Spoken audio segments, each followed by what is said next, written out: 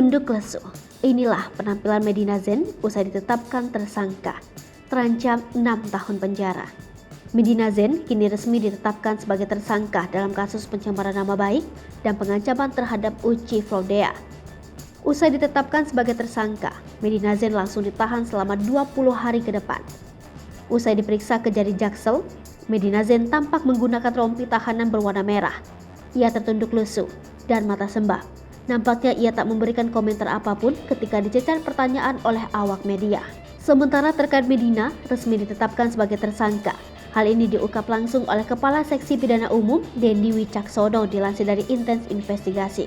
Kendati demikian, Denny Wicaksono mengatakan bahwa Medina Zain dengan terancam hukuman 6 tahun penjara.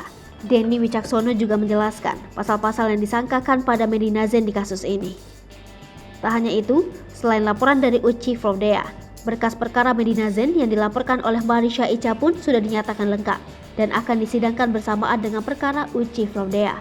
Namun kata Denny, Medina Zain tidak ditahan dalam laporan Marisha Icha. Sementara terkait kondisi kesehatan Medina, Denny mengatakan bahwa kini kondisinya sehat dan tidak mengalami gangguan jiwa. Sebagaimana diketahui, Medina dilaporkan oleh Marisha Icha terkait dugaan pencemaran nama baik pada Januari 2022 lalu.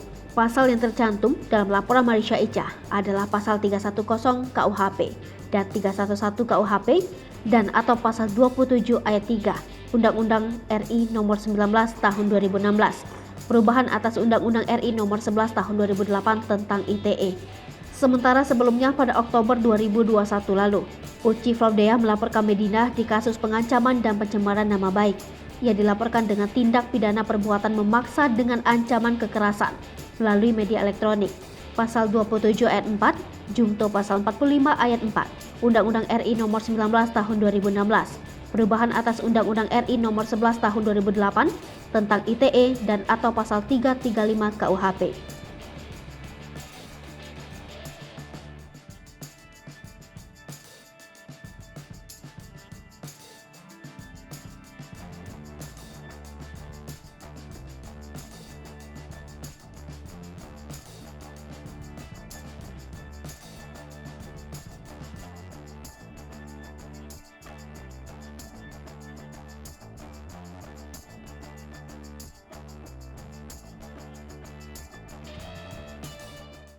Hai pemirsa Sri Popo TV, jangan lupa komen, like, dan subscribe, serta tonton terus berita-berita terupdate lainnya ya.